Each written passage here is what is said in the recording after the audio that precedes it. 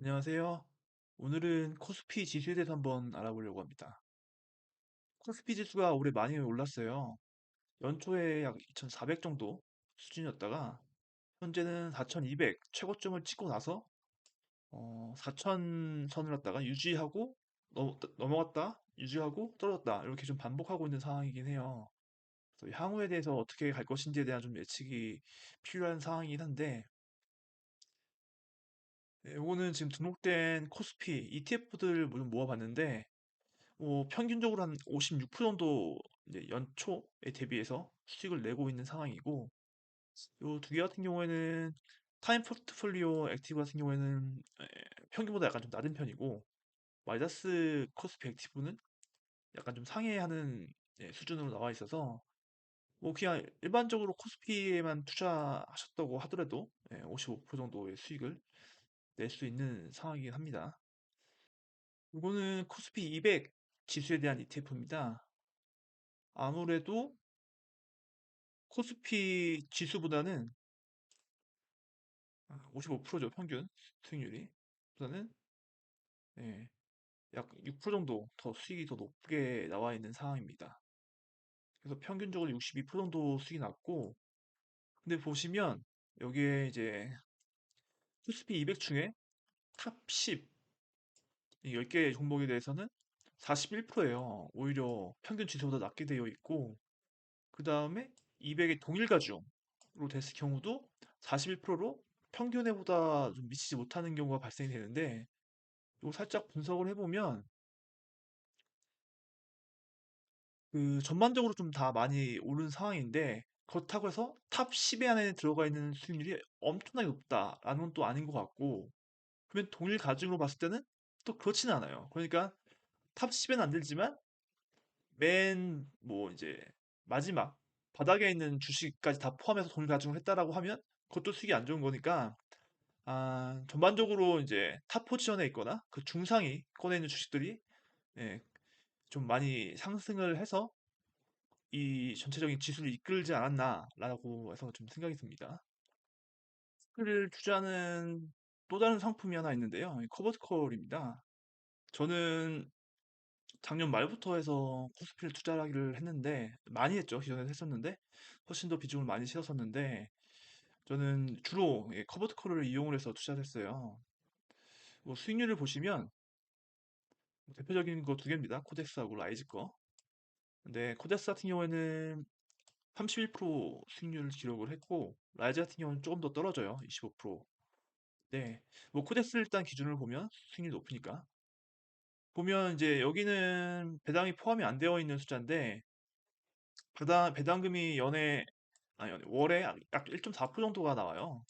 그러니까 한 10개월, 11월까지 나와 있는데 10월까지만 보면 뭐 14%를 더하게 되니까 약 45% 정도 수익이 난 걸로 보입니다. 수익률만 따지면. 반면에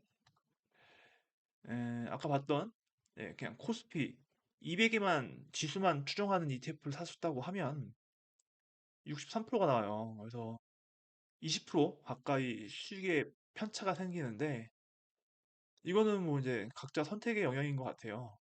저는 뭐 이렇게 코스피 200에만 지수만 그냥 일반적인 지수 추정하는 ETF를 사서 조금 하긴 했는데 심리적으로 굉장히 힘듭니다, 이게. 예. 이게 뭐 더 대담하시거나 아니면 더 이제 그런 게 있으시면 뭐 가능할 수도 있는데 저는 힘들더라고요. 그래서 커버드 콜을 받고 매당 배당을 받으면서 이거에 대한 이제 워낙 저는 이제 포션 자체가 제일 컸던 종목이다 보니까 그렇게 해서 전략을 가지고 갔습니다. 이거는 코덱스 200 지수 추종 ETF인데 종목을 보시면 여기 위에서 보셨던 타겟 위클리 커버드 콜하고 크게 차이가 없어요. 그래서 거의 비슷하게 가져가신다고 보면 될 것 같고, 그리고 라이즈입니다. 라이즈도 마찬가지로 삼성전자하고 하이닉스 비중이 굉장히 높아요. 여기도 마찬가지로 라이즈 200을 포함을 하고 있긴 하고, 여기 또 삼성전자 선물을 또 포함을 하고 있습니다. 그래서 여기도 다 합하면 삼성전자하고 하이닉스 비중이 40%가 넘어요. 그러니까 뭐 조금 차이는 있겠지만 대동소이하다 이렇게 보시면 될 것 같습니다. 여기 라이즈 200 같은 경우도 비슷한데 여긴 대신에 위에서 봤던 삼성전자 선물은 빠져 있죠. 하지만 전체적으로 삼성전자와 하이닉스 비중이 40% 이상을 차지하고 있기 때문에 아이고, 여전히 예, 코스피 200 지수를 좌지우지하는 건 삼성전자와 하이닉스다라는 결론을 갖게 됩니다.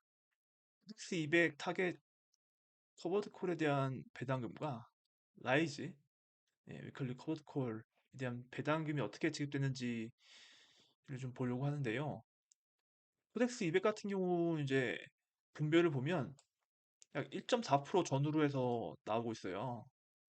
그리고 라이즈 같은 경우는 약 1.4%에서 5% 사이.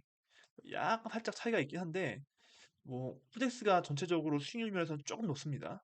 이런 거를 감안해 봤을 때는 음, 큰 의미 있는 차이가 있나라고 저는 개인적으로 생각을 합니다. 그리고 코덱스는 매월 15일 배당 기준일이 되고 라이즈 같은 경우는 매월 말일 기준으로 배당금이 측정이 되니까 뭐 전략적으로 월에 두 번 배당이 필요하시거나 이런 것들을 필요하신 분들은 전략적으로 이용을 하셔도 괜찮을 것 같습니다.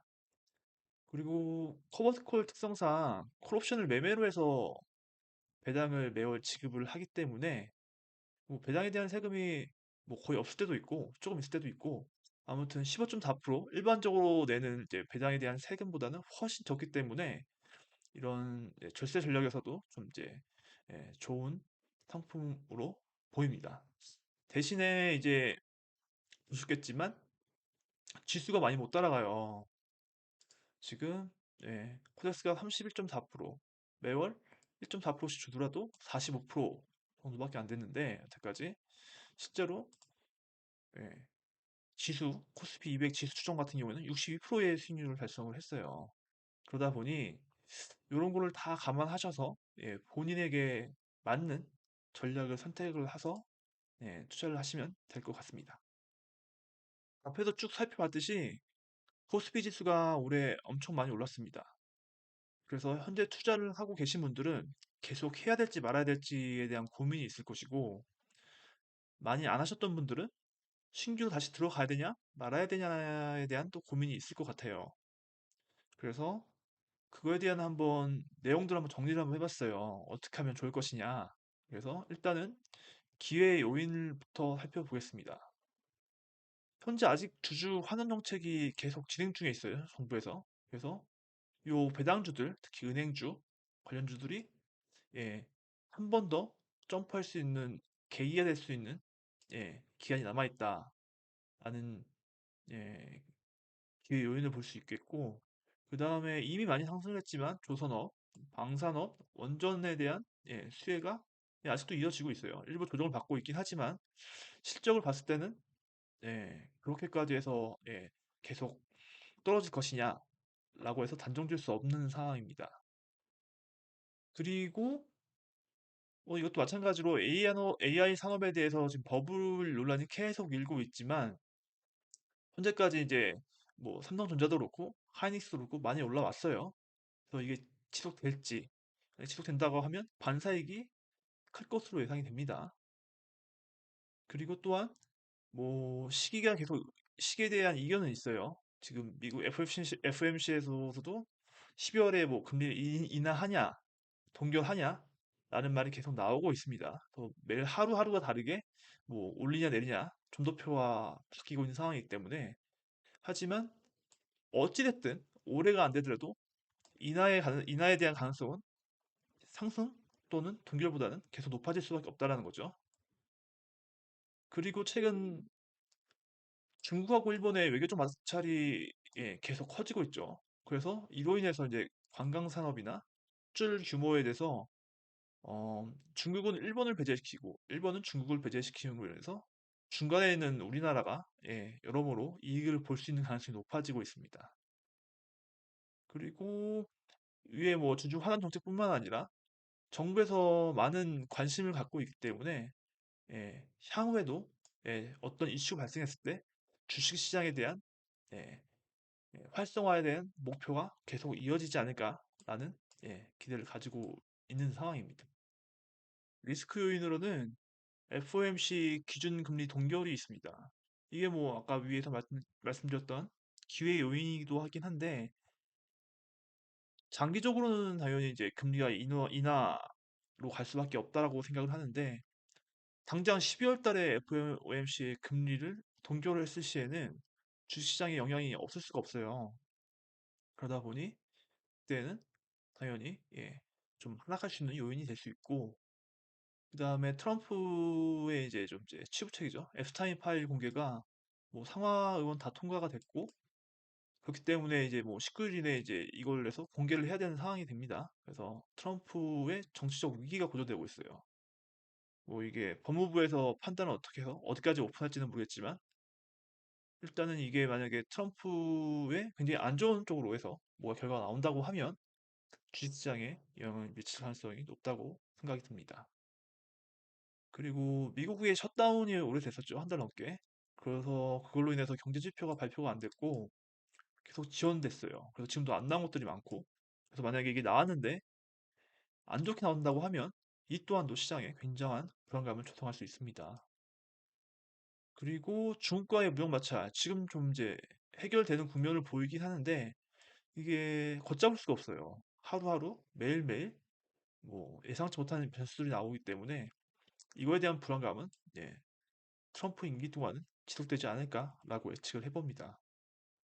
그리고 최근에 이제 미국 대표 테크 기업들이 계속 채권을 발행을 하고 있는데 뭐 실적이 어느 정도 받쳐주기 때문에 괜찮을 거라고 생각을 하지만 버블 논란이 계속 있는 상황에서 이제 채권을 발행을 하다 보니 이거에 대한 약간 안 좋은 시그널로 받아들일 경우가 계속 되고 있어요.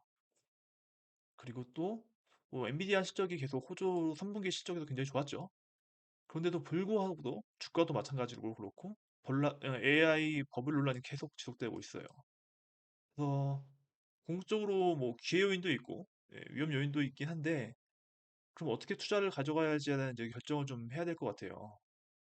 이 투자를 계속 해야 되냐 말아야 되냐라고 하는 결정에 있어서 일단은 위에서 말씀드렸던 것처럼 코스피의 약 30%, 그리고 코스피 200의 약 40%가 삼성과 하이닉스에 의존을 하고 있습니다. 그래서 AI 버블이 붕괴될 시에 코스피 지수는 엄청난 크게 악재로 작용할 수 있는 가능성이 높아요. 하지만 뭐 이제 궁극적으로 저는 AI 산업에 대해서는 긍정적으로 생각을 하고 있습니다. 지금 당장 뭐 1개월, 2개월, 3개월 이렇게 해서는 여러 가지 이슈가 있고 이제 위에서 위험 요인으로 다뤘던 부분들이 두각이 나타날 수 있지만 궁극적으로는 AI 산업은 지속될 수밖에 없다라는 마음을 가지고 있어요. 생각을. 요거 AI 산업에 대한 것들은 별도로 해서 다시 한번 영상을 만들도록 하겠습니다.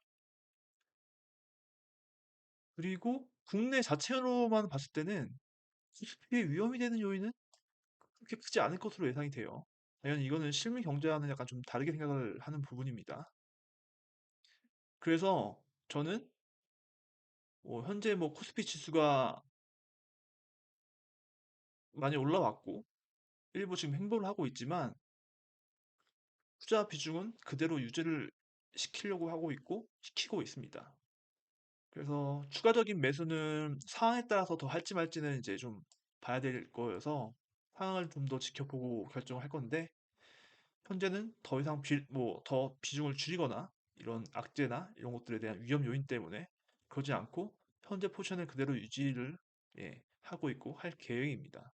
그래서 더 빼지는 않고 기회가 왔을 때 추가 매수를 검토하고 있으니 여러분들도 각자 이런 것도 정리를 해보시는 것도 괜찮을 것 같습니다. 감사합니다.